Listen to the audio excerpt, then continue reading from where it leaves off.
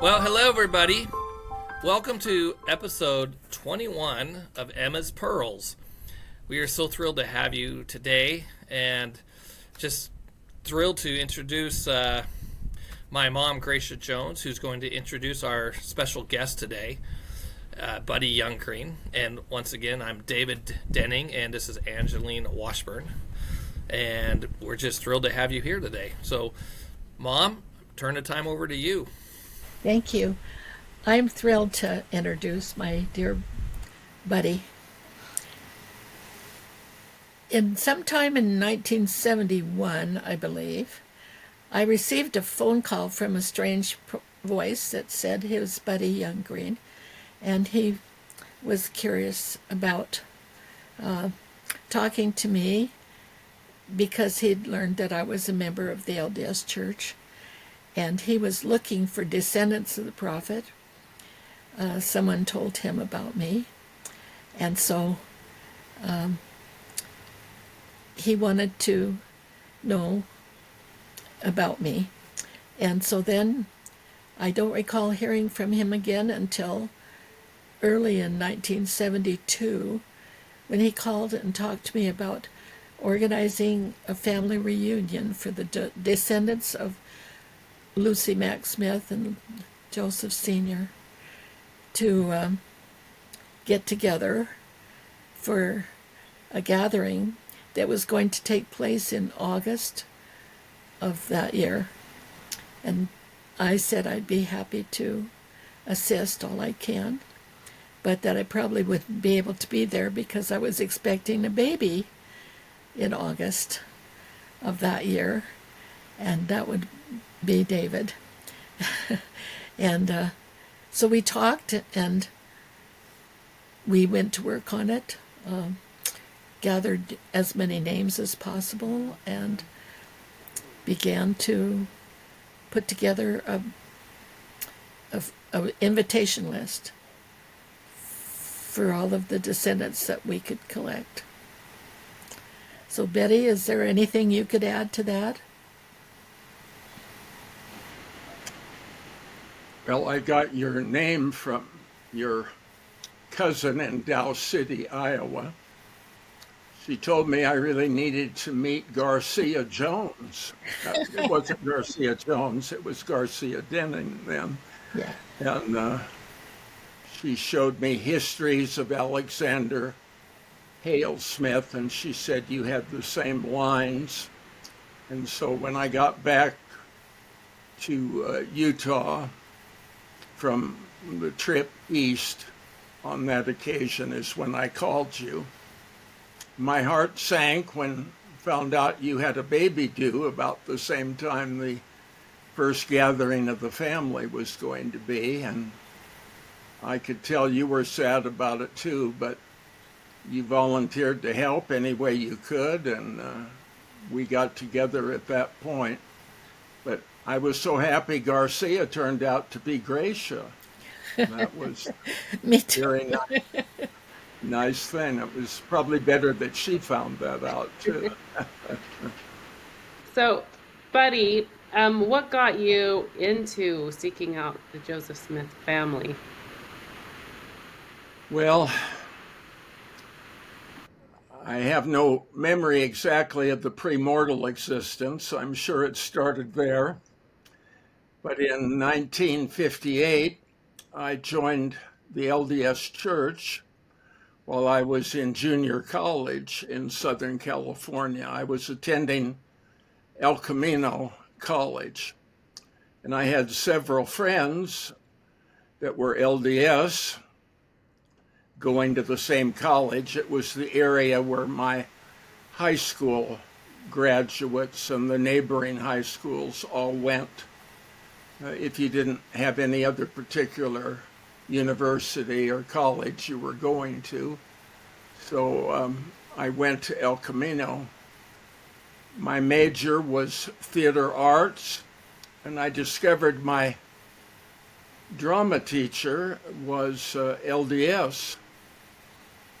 And I had been the subject of much proselyting attempts from my friends, and I thought, oh no, now my chief instructor at the college is LDS.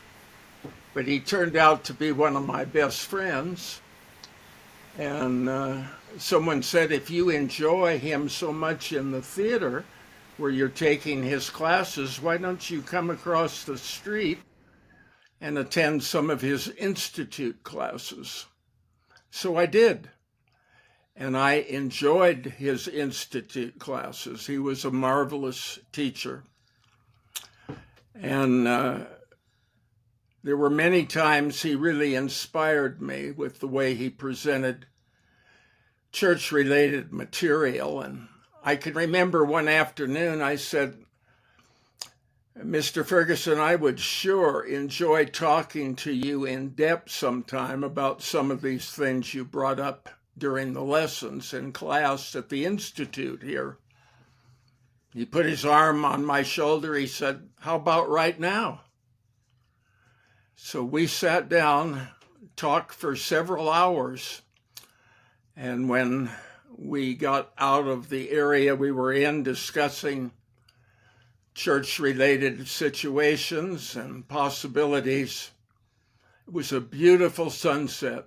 I can remember silver lining on the clouds as I walked away and had to go home at that point. But he was the means actually of bringing me into the church. Burnett Ferguson, drama teacher at El Camino College during the 50s in Southern California. And I didn't believe all the things that I was hearing at Institute and through my friends. I can remember there were 3 areas that I was having trouble with. The idea that Joseph Smith was a modern-day prophet was difficult for me to accept. The idea that the Book of Mormon was a supplement to the Bible, which was difficult as an outsider, and the idea of modern revelation. And I thought, the people are wonderful. Lots of people had gossip they couldn't wait to share with me of how bad the Mormon people were, but I didn't believe it. I knew too many, and their lives were good lives, and bad people don't come out of bad lives, or good people don't come out of bad lives. I went to a joint activity for the Institute program. It was Lambda Delta Sigma in those days. Men and women went to Lambda Delta Sigma and participated in Institute classes. And we had what you called a tri-chapter. El Camino was one participant. USC, the University of Southern California, was another, and UCLA. So it was quite a gathering whenever we had dances or activities. Paul Dunn was over the Institute program. I had occasion to even visit with him before I joined the church about Joseph Smith's first vision. And they were interesting visits, and I was thrilled to learn what I did, but I wasn't a believer. Then in 1958, at USC, during a tri-chapter meeting of Lambda Delta Sigma, they had what I would have referred to in my Protestant days as a sharing period. It was a testimony meeting, but people standing up and sharing various aspects of their faith with others. And a young lady prodded me by her words. She said she hadn't always been LDS, but she felt prompted to come into the church because it wasn't that it was so different or it lacked important things. It's that it added more. And that's how I felt. I've heard Gladys Knight say the same thing about her conversion. She never gave up anything she learned as a Baptist, but she just added to it. So I stood up at this meeting, fully realizing, of course, I'm a theater person. I'm kind of dramatic, and I should be a little more careful of what I say. But at the end of my sharing or my testimony, I was telling the people how wonderful I found their activities, how we shared the same beliefs. And then I said, the scriptures say, by their fruits ye shall know them. And very sincerely, I said, I want you to know you're the nicest bunch of fruits I've ever met. And then I thought, oh my gosh, what have I said? You know, me, of all people, I should be aware of the double entendre, but I wasn't. I kind of closed my eyes as I sat down, and my drama teacher's image came to my mind. He was in Salt Lake at church conference while I was at this USC tri-chapter event, and I could see him smile. And I knew when I sat down what I didn't know when I stood up. I knew I was going to join the church. I had thought all my questions would be answered before I ever joined the church, or I'd be copping out. But then I found I had to find the answers to my own questions. And that began my avocation career that complemented my theater career of studying church history, and particularly Joseph Smith, whom I had objected to so much before I joined the church. So I got everything I could and read it and joined book clubs and traveled all over in my quest to understand Joseph Smith. And I knew if I wanted to understand Joseph Smith, I needed to understand something of his wife, Emma Hale, as well. And I did what a theater research person might do, preparing for a role in a movie or a stage play. I studied the humanistic aspects of Joseph and Emma. I couldn't get those out of the church history book.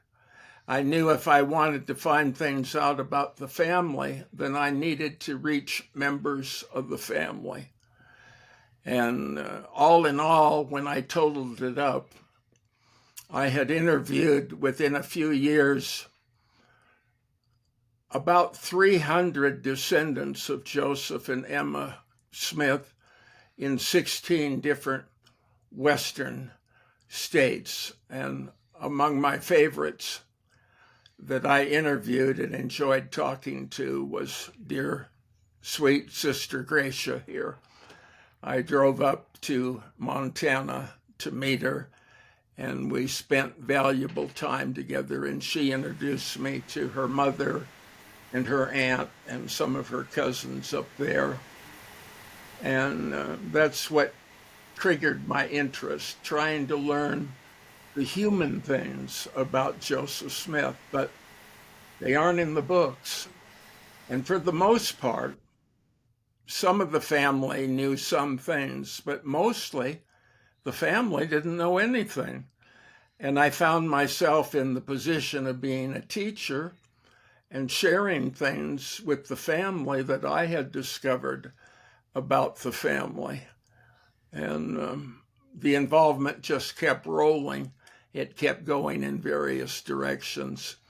But from the time I converted to the church, my interest in Joseph Smith was sparked.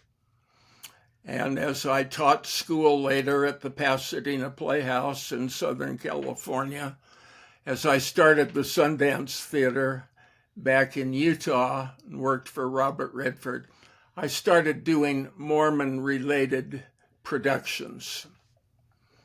I did Porter Rockwell up at Sundance. I wrote it, and did the research about his friendship with the prophet Joseph.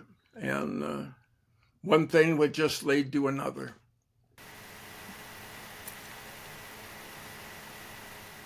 I turn the fire hydrant on sometimes when people ask a simple question. They want a drink of water. Was I able to cover? She's on mute. Oh, so I was curious if Gracia was the first one that you met, the first descendant, and then She wasn't the first one I met, but she was the first one I knew and came to love in depth. gotcha. And so after her, who did you meet? And then at what point did you meet my dad? Well, after Gracia, I met several. The first descendant, so-called, of Joseph Smith was in a play with me at El Camino. Her name was Claudia Smith, and we were in The Matchmaker together. And she said, I understand you're LDS. I said, yes. She said, well, that's my background. I'm not active anymore, but I'm a descendant of Joseph Smith. And she didn't know much about it. I concluded years later she was probably a descendant of Hiram Smith, but so many people say they're Joseph Smith's relative when they go through Hiram, and they are, of course, through Joseph Sr. My boss in Hollywood for a time was working on a side venture, a Marie Callender pie store in Toluca Lake, California, near North Hollywood. And his niece, Valerie, was working at the new pie store, Marie Callender pie store, and dating a sometimes actor in some of my productions at the Pasadena Playhouse. But she had started dating a man named Bill Smith, who was a character actor in Hollywood. If you'd bring his name up and his picture, you'd recognize him because he was in many movies, minor roles, Bill Smith.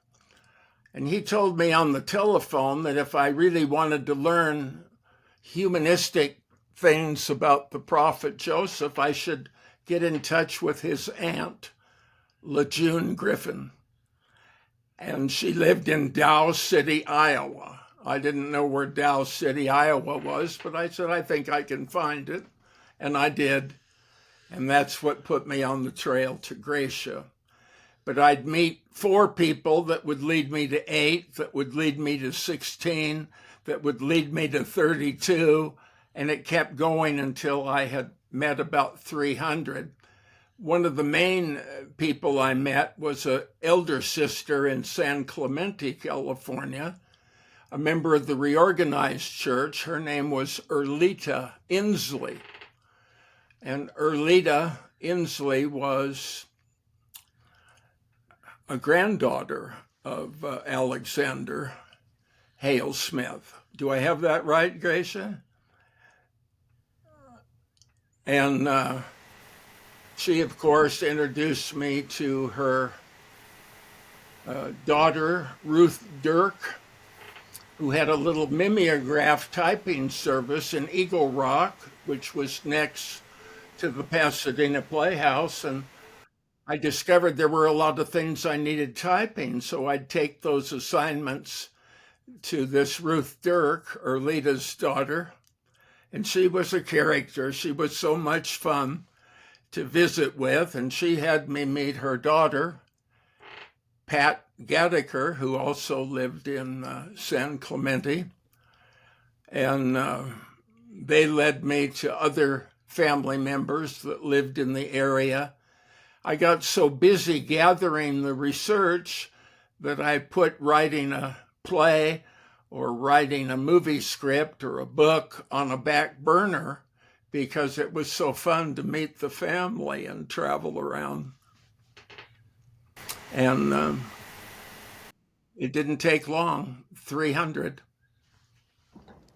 So, what was behind your reporting back to President Lee? Well, all of this I did before I even met President Lee. In the summer of 1971, I started doing kind of exclusive study of Alexander Hale Smith, the progenitor of Gracia and Erlita Inslee and Ruth Dirk and LeJune Griffin and Bill Smith and these other Smiths I've been meeting. The other line with descendants was Joseph Smith III. I can remember asking Erlita about the two families that had descendants where I might spend my time learning best. She said, as you go east, you're going to discover two branches of the Smith family. One comprised of the descendants of Alexander Hale Smith. The others are the stuffed shirts. So I'll let you make your own decision. So I kept on. Alexander Smiths outnumber all the others. I took a particular interest in the last son's family, David Hiram Smith, because it was just about to die out. One of the patriarchs of the reorganized church, Lynn Smith, was in Independence, Missouri, and I made a point of meeting him and his wife. And then I traveled to Elgin, Illinois, where David Hiram Smith, his grandfather, was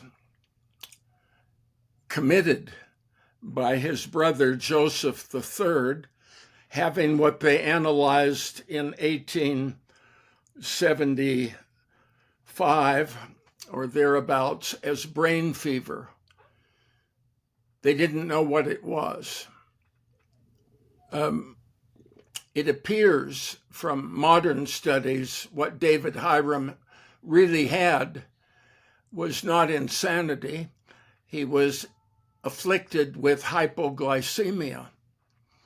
And later, when Lynn Smith let me read some of David's diaries, I could see if he drank apple juice or had nuts, something to counteract the hypoglycemia, which is the opposite of diabetes. You can hallucinate and have problems for not enough sugar, not too much. That was what David's problem was. But David I could identify with. David was a playwright. He was a poet. He was a musician.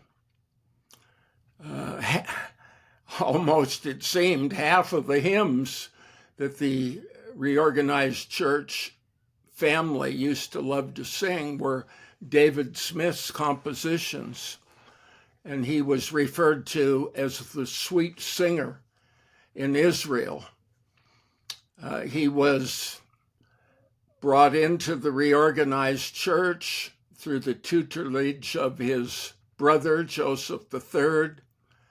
He became a missionary.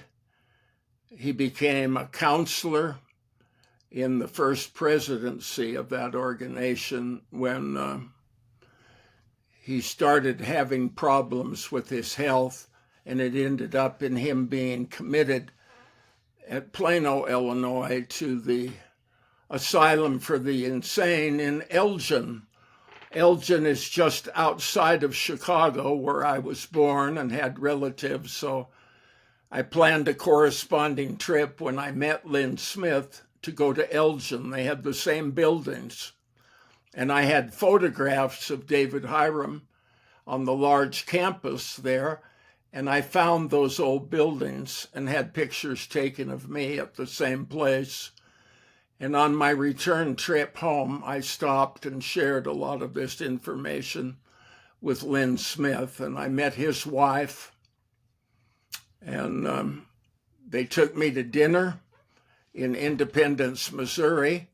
And while we were having dinner and I was reporting on his grandfather, David Smith, he noted that in the corner of the room, William Wallace Smith, the president of their church, was also having dinner. He said, "Would you like to meet him?"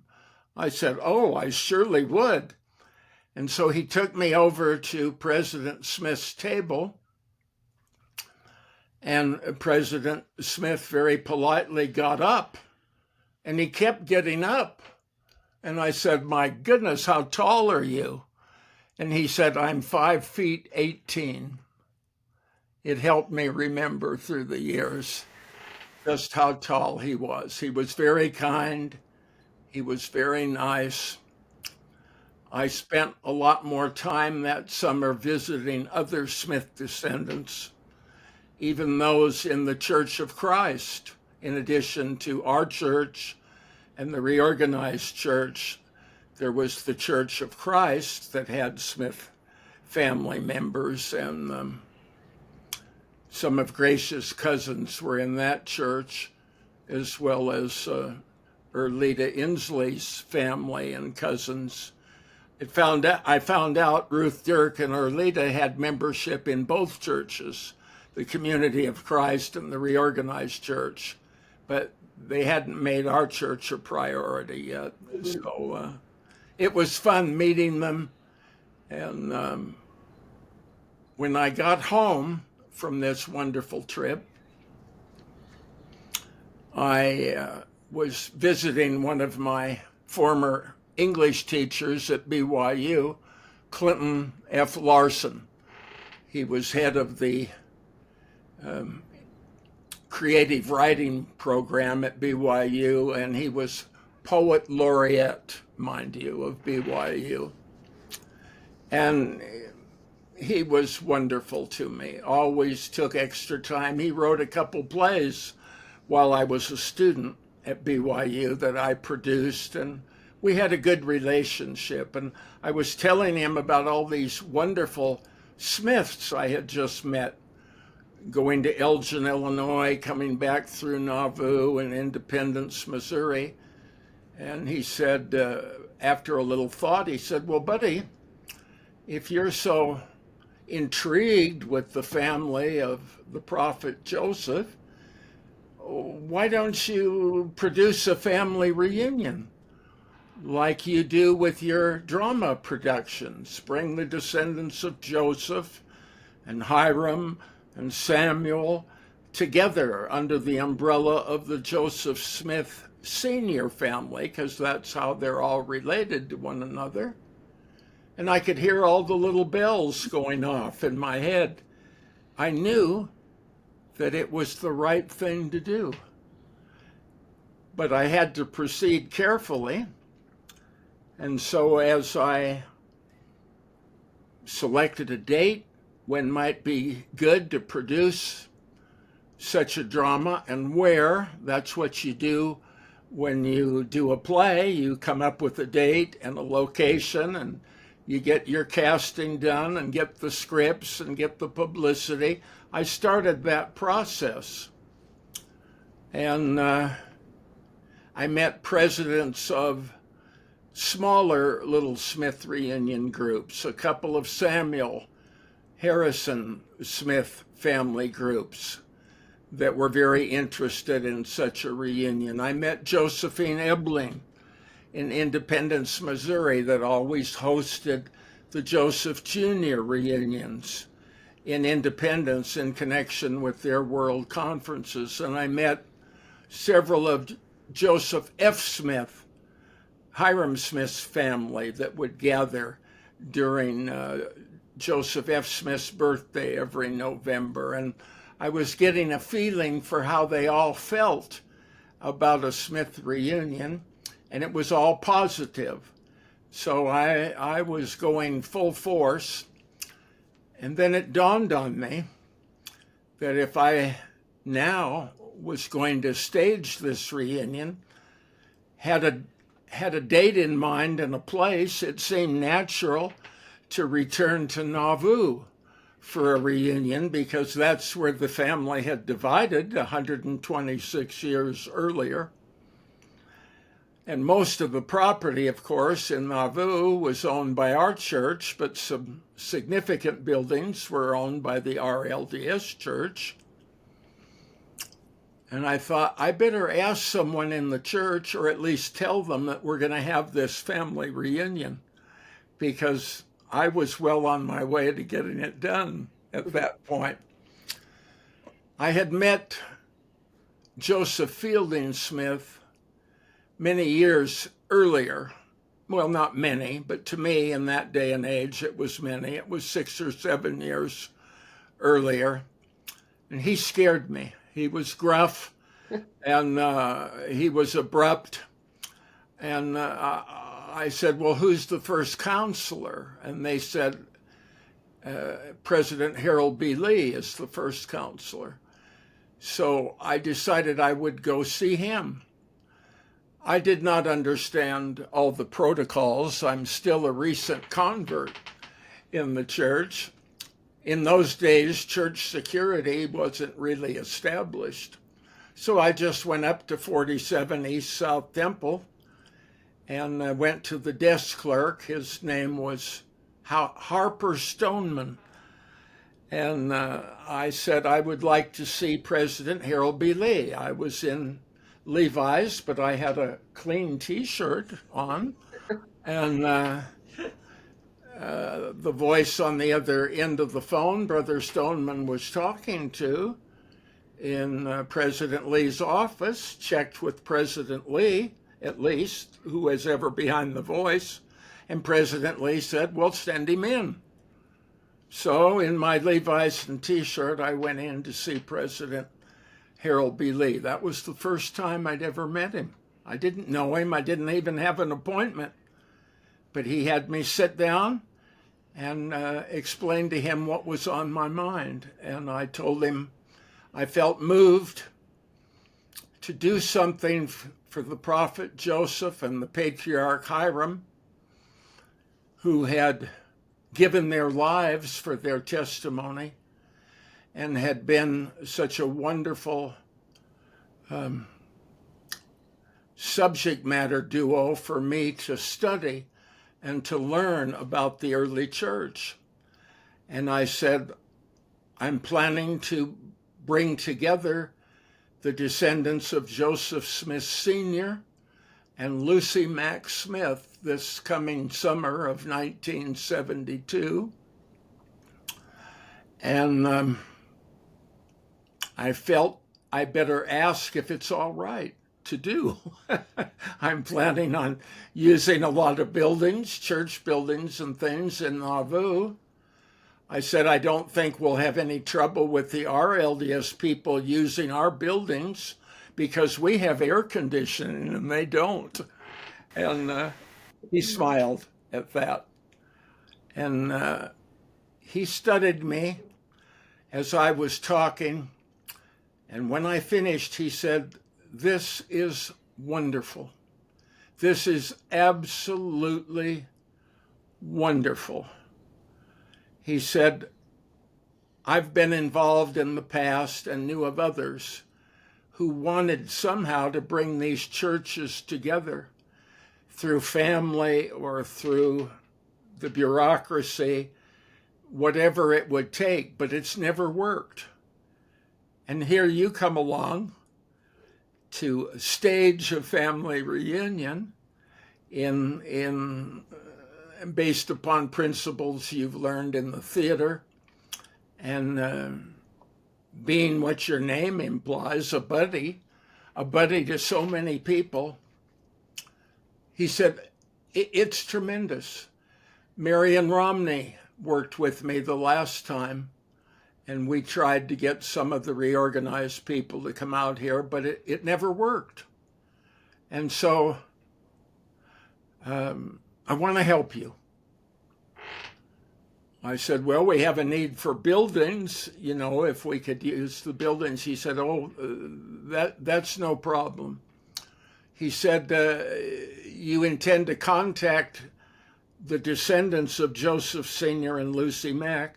how many have you ascertained there might be?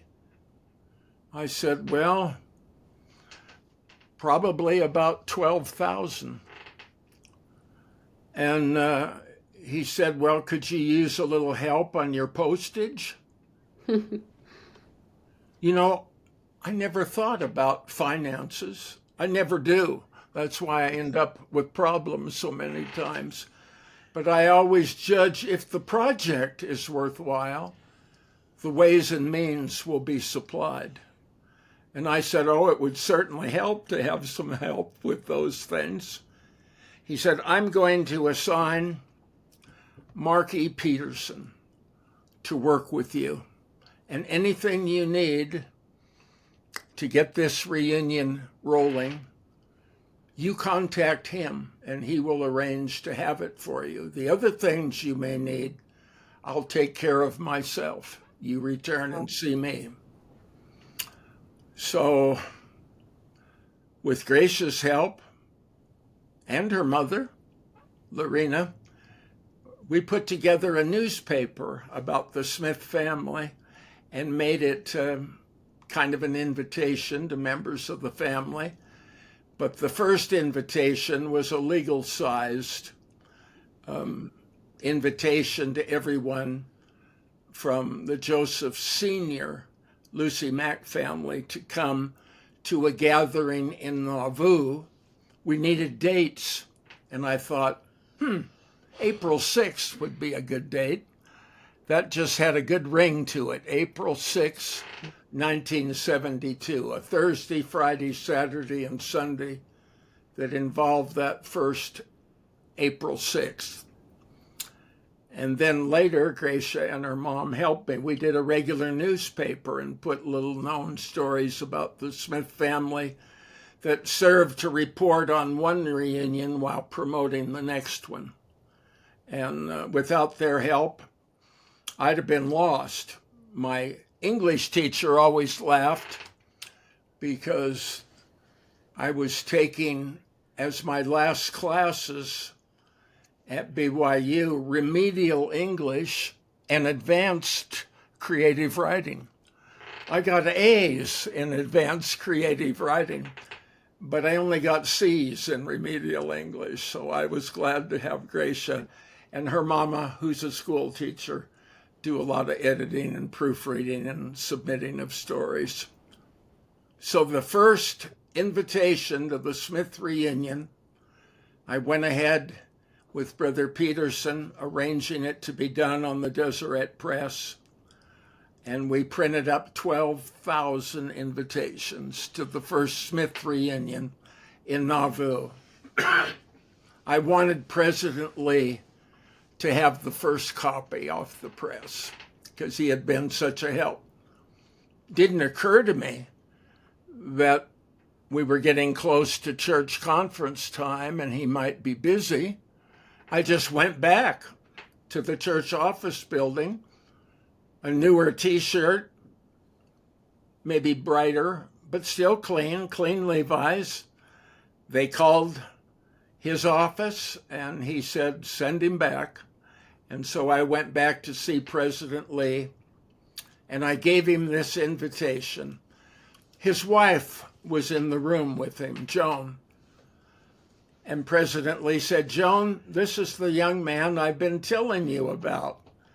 And he has this invitation to the Smith family all printed up. And he read through it quickly. He said, this is marvelous. It is wonderful. It's historic. It's a miracle. He said, how else can I help you? I looked down. I said, President, would you be the one to tell President Joseph Fielding Smith we're going to have this reunion? He scares me to death. President Lee didn't laugh much, but he laughed at that.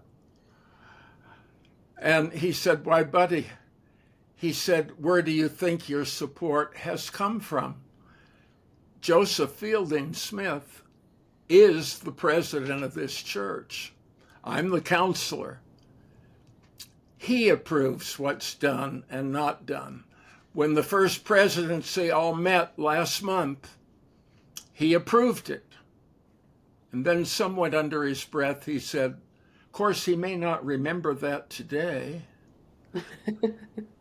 He said, I'll take care of it.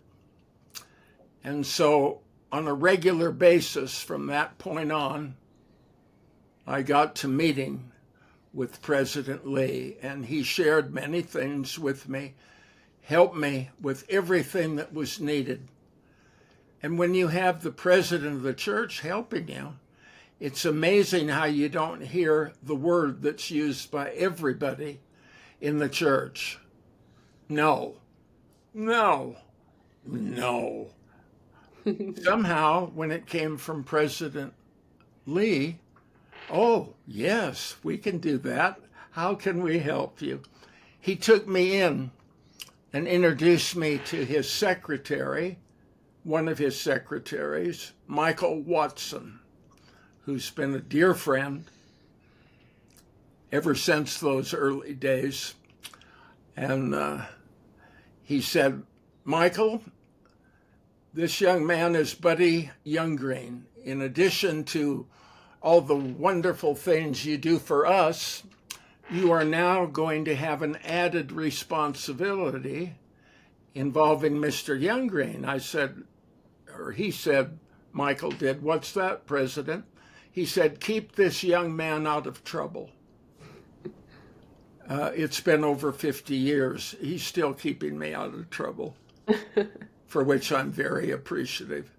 But he was the door to getting all of the appointments with President Lee that I had.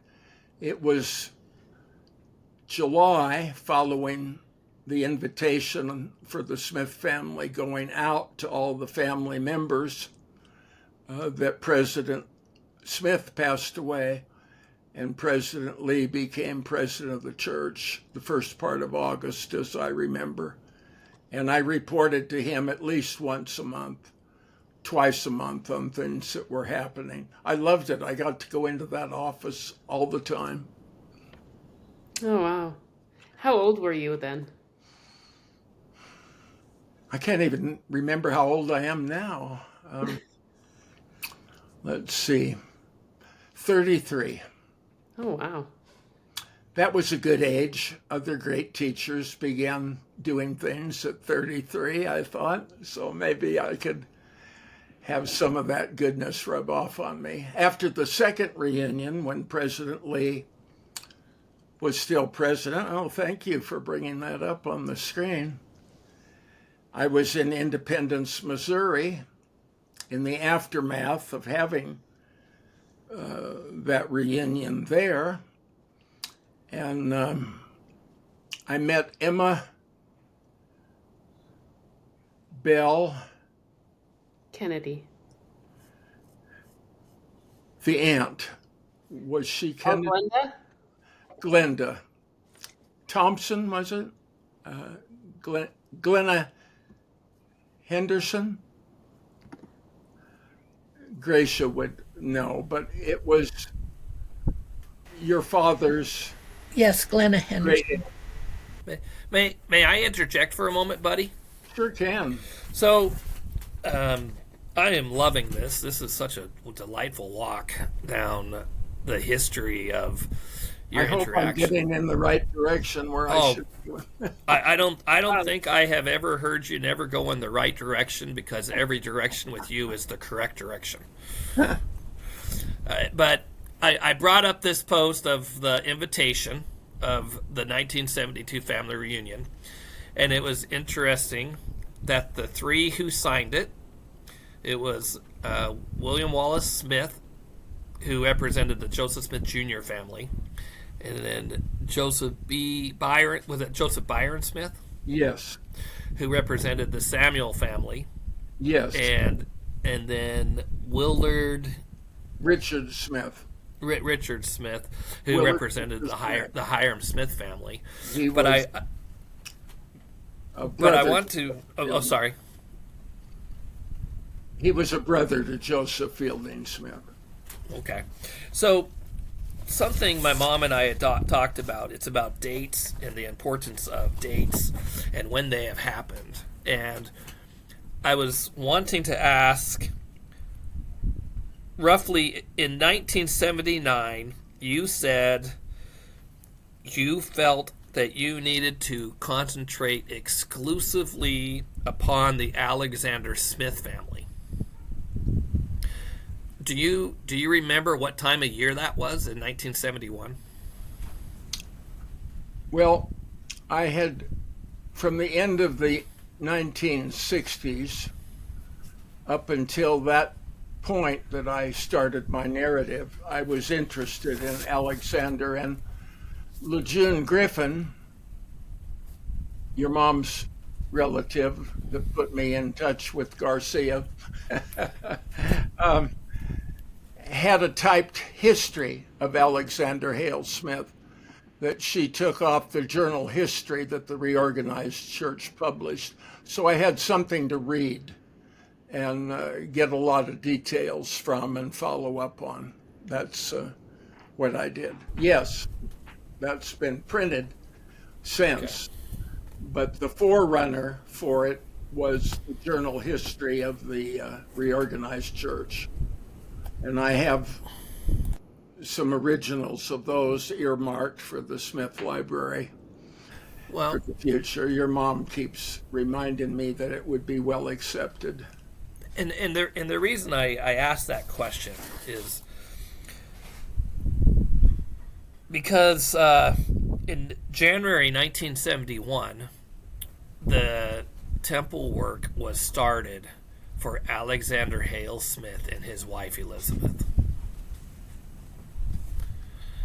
And it has been interesting to me as I have looked at the history of the temple work being done for the Smith family, for the children of Joseph and Emma, how it has corresponded with significant events with the gathering of the Smith family and reunions and just great events that have occurred since 1971. And I don't know if you had ever put that together. And the reason I say that is within a couple years, actually it was 1972 when Angeline's dad and mom received the, had the missionaries basically plopped right into the middle of nowhere, Nevada, where they opened the mission up for only 2 months. And the missionaries had only 2 baptisms during that time period, and it was Michael and Darcy Kennedy. Well, that was something that correlated with the temple work being done with for Alexander and Elizabeth, and then my great-grandmother Coral. once we started the ball going, your mom was very involved in all of this as well.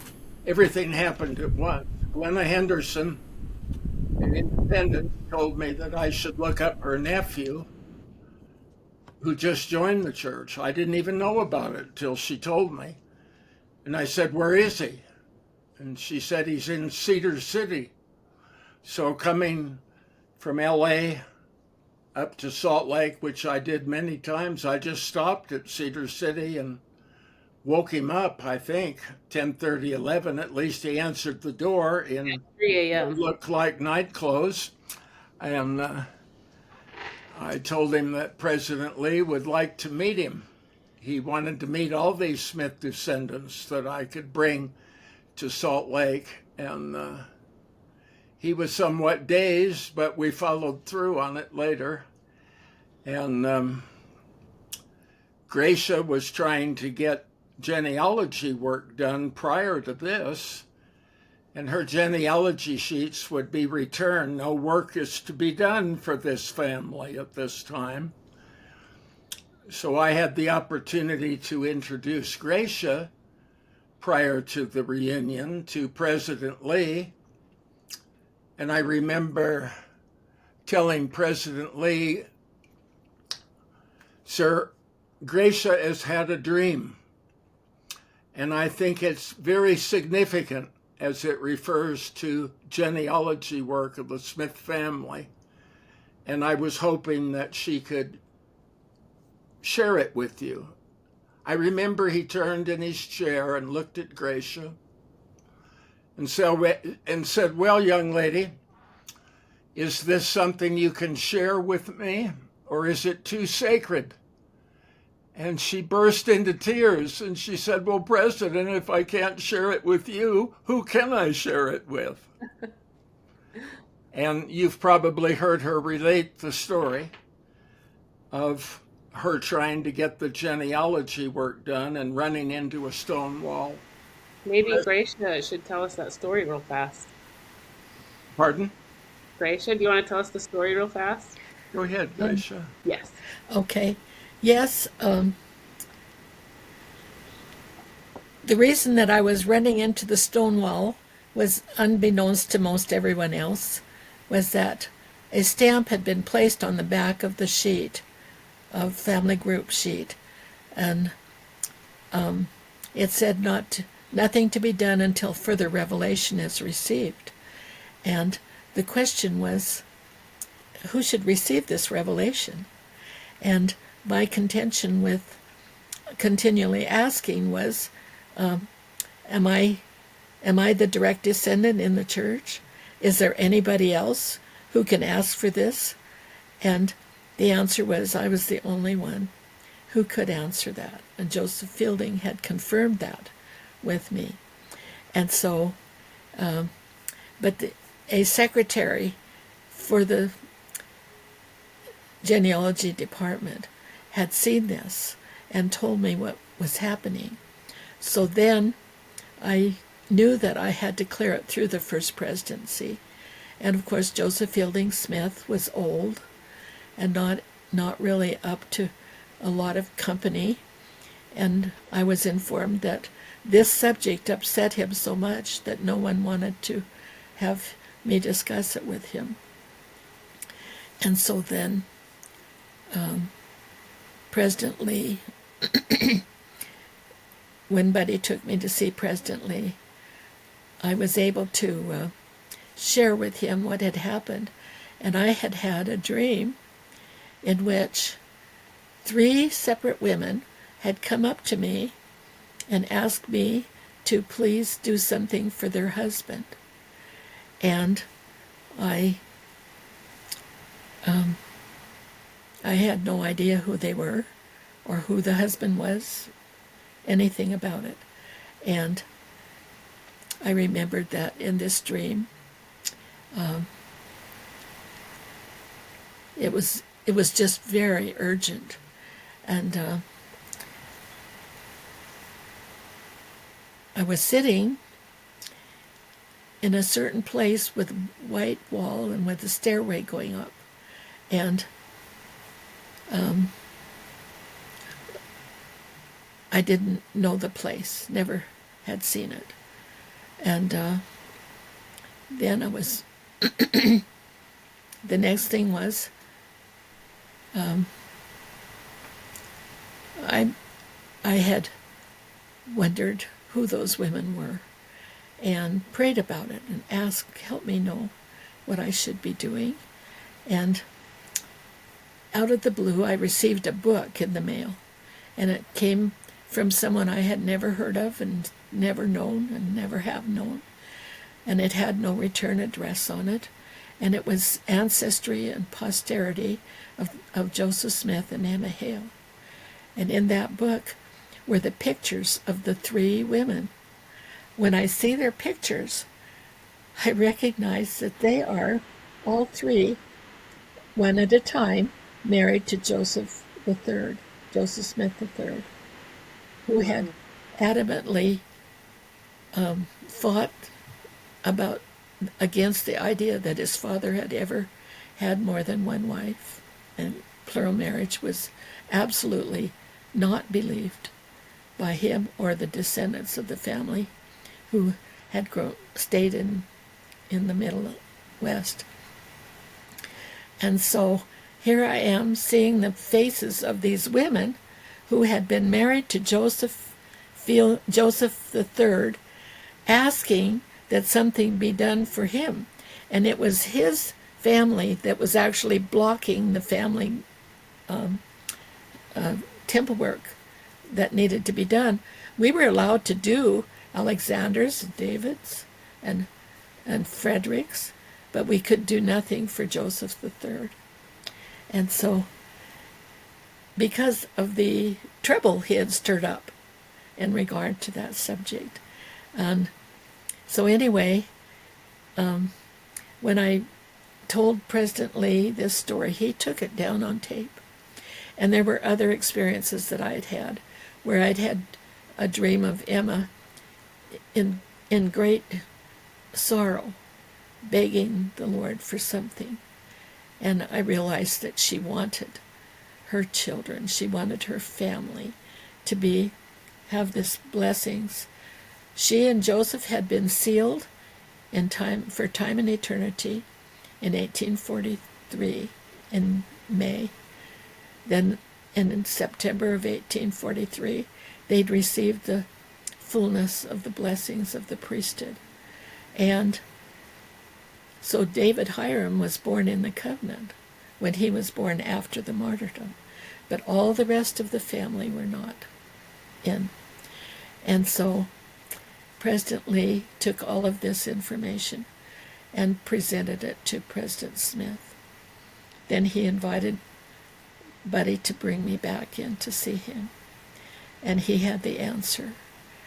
And that was a very interesting moment for Buddy and for me, because President Smith had told President Lee to tell Gracia he had carried this burden all his life, and that now the mantle was placed on Gracia's shoulders, and she could do anything she chose to do.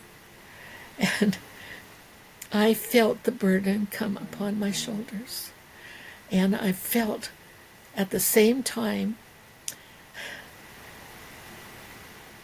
amazing feeling. And Buddy was excited. He says, well, then we can just go do that this afternoon. And my mouth said, against my will, it can't be done at this time. And then after a few moments, President Lee asked me what to explain, and all I could say was, the time will come when it is the right person to do it, will come forth to do it. And until then, would you put it on a review status with the First Presidency? And so then I went back down to the Family History Department and explained to the director there that we were not going to pursue this now, that we were putting it on a review status. And he said, we don't do things like that. We just do the work. And then if they want it, they get it. And if they don't want it, they don't have to. And I said, well, at this point, this is my request. Put it on a review status with the First Presidency. And so little did we know that we would lose President Lee so suddenly.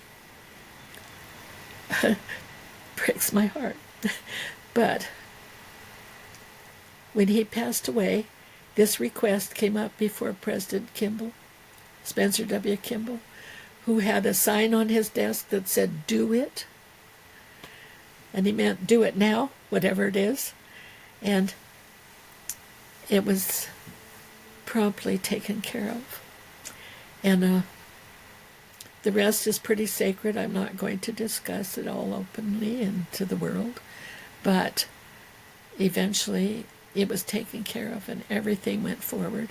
And all that needed to be done was done.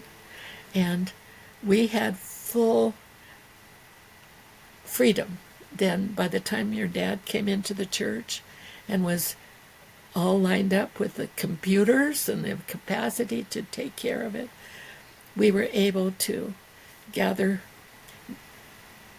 most of the descendants who had passed away and have their temple work taken care of. So it was a rolling stone that just began and tumbled over and over. And Buddy was part of this opening of this process. And he was absolutely our buddy. He's our brother. He's He is my brother. We're close to the same age, I'm a year older than he is. And he has been my mentor, my teacher. He came into my life after I'd already been to the temple, and I still didn't understand anything much about Joseph Smith because I was I was a primary child, learning the history of the church a little at a time.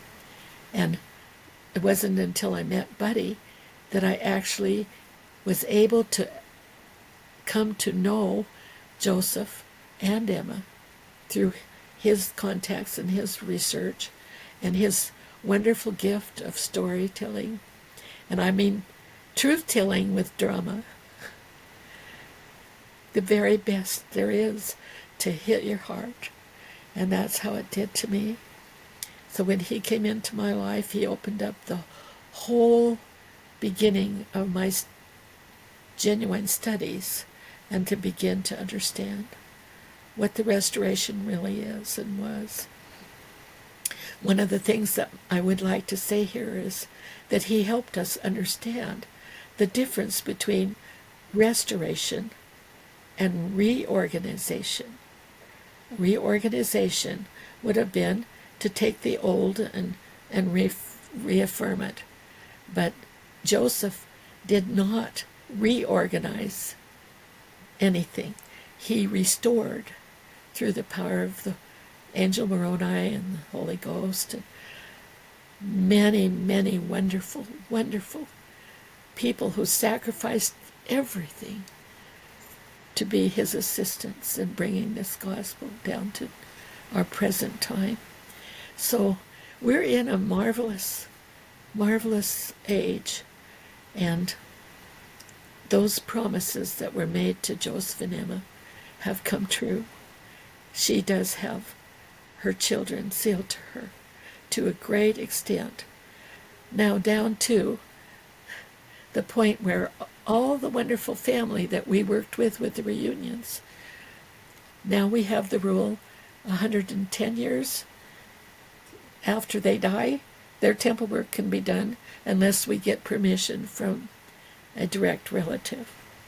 And we have succeeded in having that permission granted from several different ones of our dear friends we've made through the reunions. And we love them. But what I wanted to say to you is we never really intended, as my husband and I traveled 42 years now to find the descendants, the living descendants. We never went out with the expectation to get converts. We went out to find family members who had been raised like I was. Don't talk about it. Don't tell anybody you're related to Joseph. Because of the persecution that had hurt the family so badly, every single branch of Joseph Sr. and Lucy Mack Smith's families have that same tradition. They didn't teach their kids about their descendancy from Catherine or any of the other members of the family. I found out that that's kind of true in Utah, among some of Hiram's family. They just didn't talk about it. They didn't want to be seen as bragging, and sometimes they were ridiculed pretty severely because of their relationship. It was an odd discovery to learn that. And the other thing is that after I joined the church and had been to the temple, someone said that Gracia Denning was the first descendant to come into the church. Joseph Fielding Smith told me that I was, and face to face. But other people would say, well, that's not true. I've just talked to a descendant of Joseph Fielding, or Joseph Smith, the prophet Joseph Smith. And they're members of that family, and they've been in the temple many times. Well, every time I searched it out, it was always Joseph F. Smith that they descended from. And they naturally thought they were the descendants of Joseph Smith and the ones who had joined the church or belonged to the church all their lives. So this has been an interesting, kind of fun process. And Buddy's been in on it too, all along, because of it.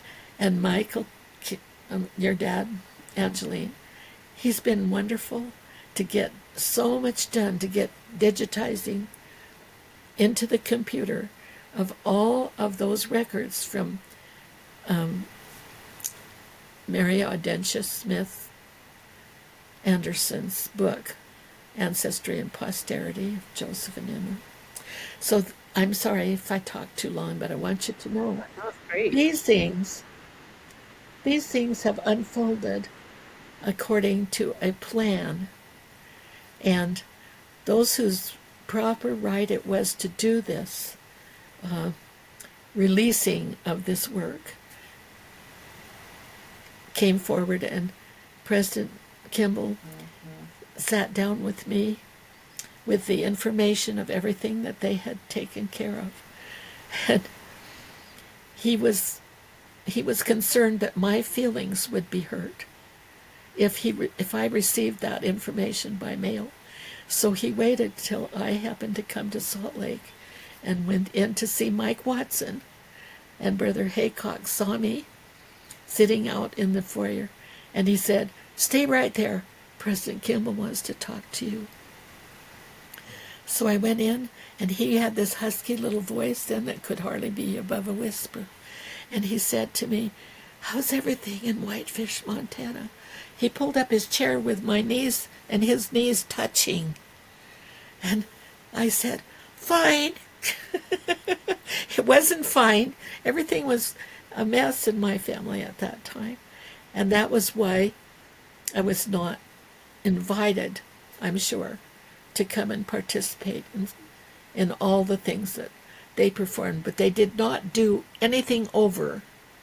They simply ratified what had been done by Joseph and Emma for the record, and then proceeded to allow the rest of the family to be sealed to their parents, the Prophet and Emma. It was a beautiful, beautiful time for me. Fulfillment of long effort. I love that. So, Buddy, you were talking about bringing my dad in. And so what was your relationship with my dad? Well, I took your father up to meet President Lee. I'm a picture taker. I took a lot of pictures that day. For some reason, that roll of film got lost. Never did know what happened to it, where it went. I guess it just wasn't meant to be. But President Lee was very encouraging to your father. Your father could only talk about his fiancée.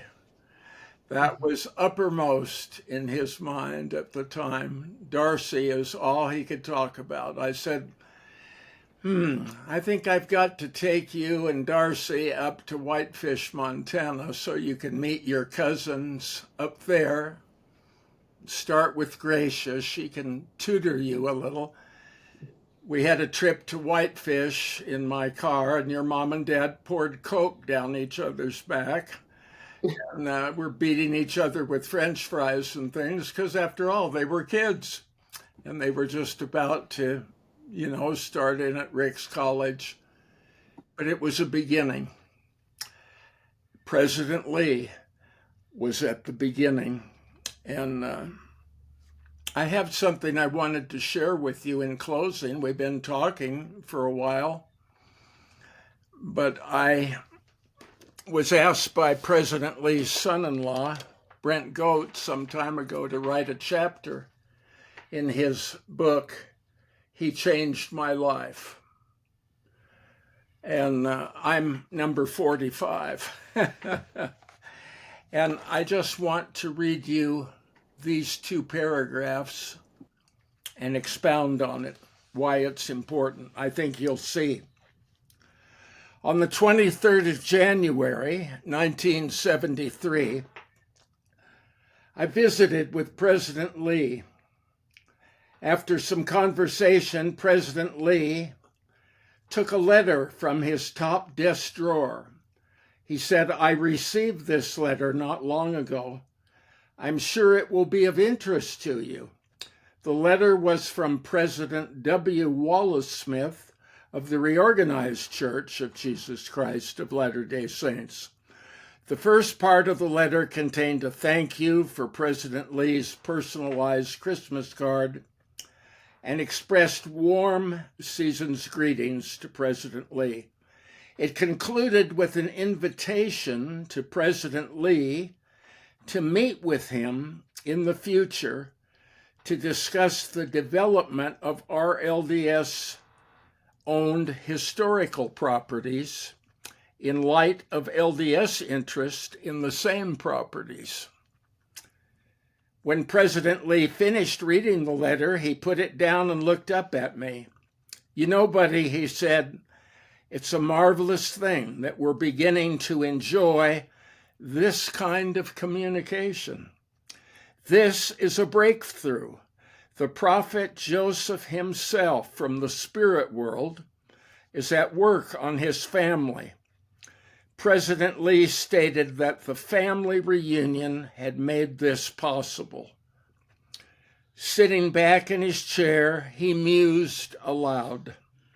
"You know, I wonder what would happen if I took my wife and traveled to Independence. Who knows what might be accomplished during such a meeting?" Well, we know what could be accomplished and why he referred to it as a miracle. Last year, the news came that we acquired the Kirtland Temple. The Book of Mormon manuscript came before that. The important properties in Nauvoo, the priceless paintings of Joseph and Emma. Took 52 years, but it happened. President Lee sensed something was going to happen, that it was historic. It started scaring me about that time. I said, when I began this, President, no one wanted to be on the program. They were afraid something would go wrong and it would reflect on their name. Gracia's Uncle Jim said, "There isn't a place big enough to contain all the people at this reunion." He meant because of their beliefs and their prejudices. But President Lee sensed it. He said, "No, buddy, you are the right person." He said, "You are what your name implies. You're a buddy. You're a buddy to the family." He said, "The most important thing about you is you're a nobody." I didn't quite know how I felt about that. He said, if I were involved in the reunion or President Smith and we made a mistake, think who it would reflect upon. You're not an officer in either church. You're not a member of the family. If you make a mistake, it doesn't reflect on anybody but yourself. He said, you were selected for this role. You have been set apart to do the work you're doing, and you're right where you belong. Wow. So I stayed as chief officer of the Smith family organization for 33 years. Wow. And then that's as old as I was when I started the Smith reunion. And my successors have been Francis and Steve Orton, who are Smith family members. Francis is a descendant of Joseph F. Smith. And they're doing a marvelous job. A couple of years ago, I was with Gracia and others in Nauvoo. We celebrated 50 years of this family coming together. And I could probably take hours telling you wonderful stories. Gracia can too. We have the memories, Gracia. We will always have them. And the work has progressed not only to temple work, but business work. the acquiring of property, the growth of the kingdom. That's what the goal was for Joseph Smith in this dispensation, to bring about the kingdom.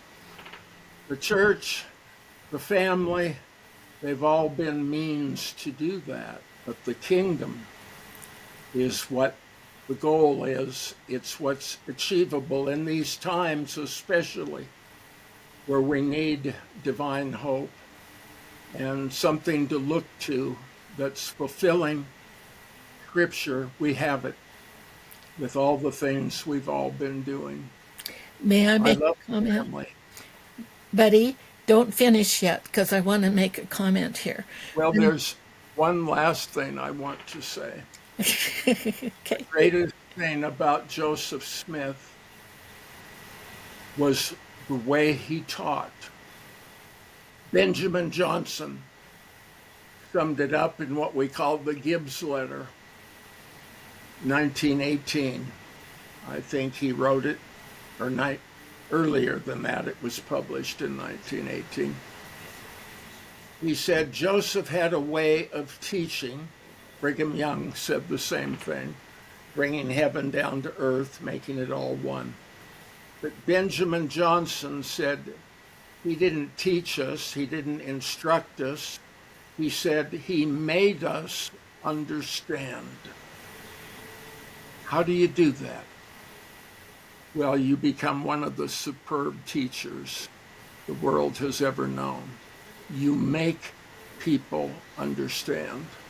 And with the help of the Spirit, we can understand how people can be made to understand. James 1:5. That's it. Yes, that is so true. I wanted to revisit where we started with Josephine, our cousin, saying that there was two things, the Alexander family, and then there was the stuffed shirts. And I wanted to address that because one of the things that we have learned as we have become close and loving relatives and friends with all of the stuffed shirt branch of the family, which was Joseph III's family, I have learned that they suffered as much or more persecution in their families, in their lives and associations, as actually more than almost anybody else in the whole extended family. And they were not stuffed shirts. They were shy. And as we came to know them and become intimate, beloved cousins with them, we have understood that. And there are no stuffed shirts in any branch of the family. There are simply those who have been hurt and damaged by the overwhelming prejudices, not only from within the family, but from outside of the family. And when you live for several generations with the agony of prejudice and fear, you learn to be shy. And that was all that was holding them. As the family began to grow closer and closer to Buddy, he taught them to love one another was more important than anything else, which was Joseph's message in the greater whole picture of everything. I want you to know this has really been a remarkable miracle that has taken place. To sit here with you, Buddy, in Utah, and me in St. George, and David in California, and Angeline up there north of Salt Lake. Think of these miracles that we live with today. Had anybody had a face-to-face visit with one another in Emma and Brigham's life, so much could have been cleared up. If anybody had been able to have any time to heal from the martyrdom and to heal from all of these prejudices that have undermined our friendship. This is a fulfillment time, and we are so grateful as we go forth. Reach out and gather our family, gather our friends, and stand together forever, supporting the gospel of Jesus Christ as it survived. It has survived and is going to survive through whatever else comes on this earth. I know this, and I thank you for this opportunity to say it. After that first reunion, Lynn Smith, our reorganized patriarch friend, asked permission to come up to the podium, and I willingly invited him. I wasn't sure of what he was going to say. I didn't pre-read anybody's script or edit anything. But Lynn Smith walked up to the podium in our old Phase 1 building in Nauvoo then, where we were having the reunion meetings. He looked out at everybody and he said, "I have only one question to ask all of you. What took you so long to come back and see your cousins?" The floodgates for the entire family to their tear ducts opened.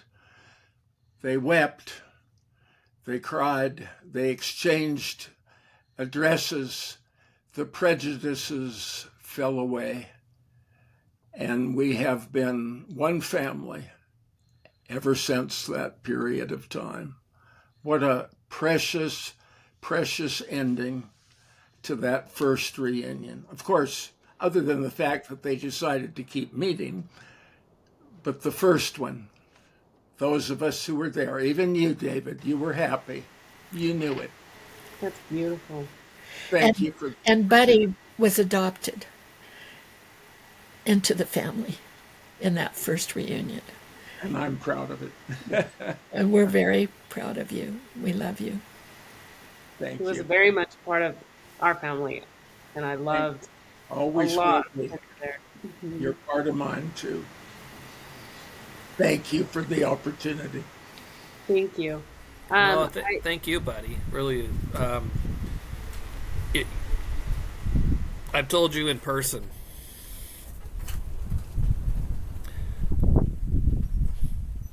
I've always considered you one of my dads. Likewise, my boy. And Likewise. you know, before we end, I would like to share something that is on the last page of the 1972 reunion that we've been talking a lot about.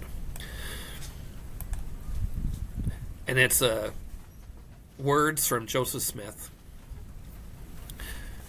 "O God, let the residue of my father's house ever come up in remembrance before thee and stand virtuous and pure in thy presence, that thou mayest save them from the hand of the oppressor and establish their feet upon the rock of ages, that they may have a place in thy house and be saved in thy kingdom, even where God and Christ is, and let all of these things be as I have said, for Christ's sake. Amen." Amen. Amen. I love that. Okay, I just have to throw this out real fast. Buddy, could you tell us a little bit about being Cosmo, BYU's mascot? Yeah. You want to hear about that? Yep. Well, Cosmo's been around, I think, 60 years now. And I was Cosmo when he was only 7. That's what I can tell you. I had wonderful moments. I was head yell leader at BYU the year before, and they couldn't find anybody else that was oblivious to the dangers you were putting your life in. Before they even had a name for a bungee cord, they tied me in one and shot me through the field house strapped to an inner tube. I was going from the back rows of one side of the field house to the other. I had a painted smile on my face, so everybody thought I was having fun. They didn't know I passed out inside. No, I didn't. It got to be fun, but your identity was a secret in those days. They didn't reveal it till the last game of the year, and I couldn't talk. That was one of the rules. You know what that does to me, somebody who can't talk. And so whatever I went through, I had to get used to it, and I loved it. I loved it. Lots of great memories.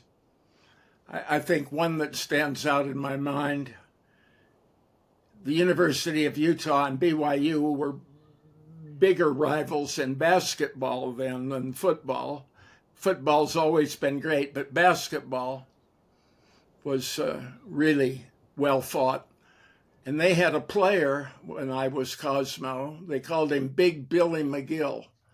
He was 6'11", as close to 7 foot as you had in those days. And during halftime, he was shooting baskets, and he was trying to shoot a half-court shot, warming up. This is back in 1962. And the only view I had of the basketball ring was through the mouth. You're looking through a space like this. I'm standing half court. He's twice as tall as I am. And I'm looking where he's shot the basketball. And I thought, if I can just hit the backboard, Lord, I'll be satisfied. If I can just hit the backboard. I threw it, and it went in the basket. And they were all chanting they wanted me on the team. That is awesome. How long were you Cosmo? A year. That is awesome. Through all the sports, and now there's 4, and they have appointment books and secretaries and cars, and it's changed. But in those early days, you had to find a field where you could change and not get arrested by the police, for whatever, being out in the field with half your clothes off and getting into an animal costume. I could have been some weirdo. Well, I guess I was, but I was a happy weirdo. That is awesome. Buddy, thank you so much for joining us. You know, I love all of you. And Yes. Michael and Darcy, very special to me. I'm glad I could be a catalyst and bring so many together. And it's been wonderful in the coming together. It was that poet friend of Gracia and mine, my teacher at BYU, Clinton Larson, that said, "We consecrate the wings of our being to the kingdoms of the air, that our families may come together in the memory of time." That's what we're doing, the memory of time. Love you all. That's beautiful. Thank Thank you. David, do you have anything else to say? We love you too, buddy. Once you say you love somebody, you've said it all. You have said it all. Thank you. That is so true. Well, real quick, as you, let's see. Oh, okay. Would just like to scan real quick. There's the reunion. First gathering of the Joseph Smith Sr. and Lucy Mack Smith family. 126 years happened in Nauvoo, in Illinois, August 18th, 19th, 1970. That's where the family divided, and that's where they came back together again. And so here's some pictures. I got to take all these pictures.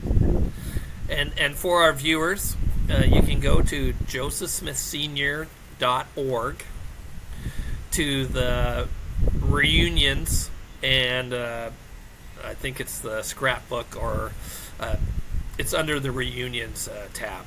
And so, Picture that's just going out of sight. If you can scroll back, this one with Wallace Smith in the middle, Uncle Willard and Uncle Jay.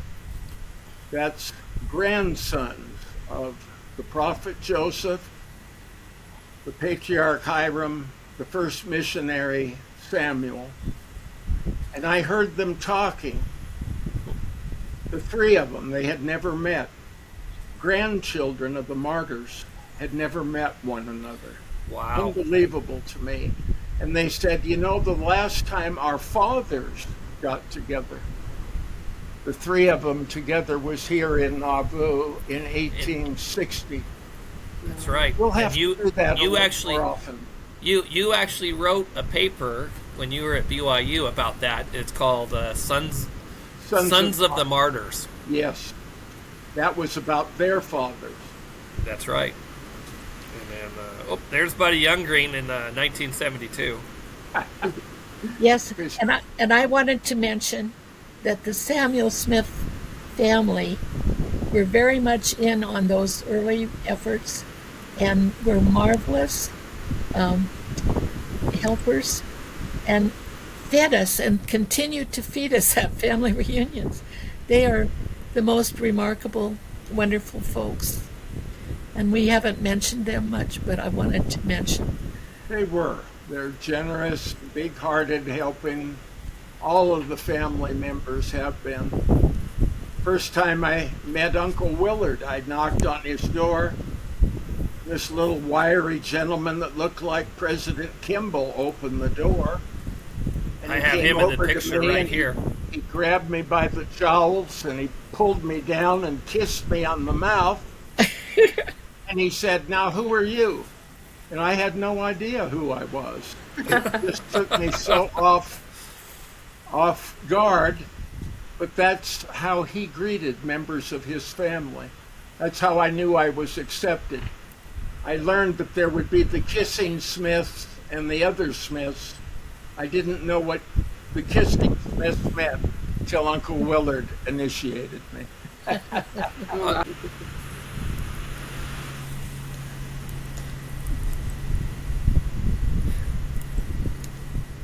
That's Gracia with 5 feet 18, Wallace Smith, president of the Reorganized Church, And Paul. and Paul, Gracia's older son, Paul. Yep. And Clinton Larson, my English teacher, is the man in the golden shirt there on the left. Oh, wow. And his wife. He didn't want to go to Nauvoo. He said he wrote about Kirtland once and then visited Kirtland, and his dreams of what it should look like were shattered. And he didn't want it to happen in Nauvoo. So I quoted somewhat a scripture he was familiar with. I changed it. I said, well, Clint, you can actually be in Nauvoo, but not of Nauvoo. He liked that, so he went. Who is Magil Smith? Magil Smith was a guide for the Reorganized Church, not related to the Smith family. Okay. But she provided a lot of information for Yes. me. Thank you. And then here's all the signatures of those who were on the bus. You bet. Wow. That is awesome. Wow, this has been such a delight. Thank you so much, Buddy, for joining us today. Thank you. Yes, thank you so much. Too bad it's so hard to get me to talk about it all. Well, God bless you all. Thank you, everybody, for joining us on In Emma's Pearls, and we will see you next time. Love you all.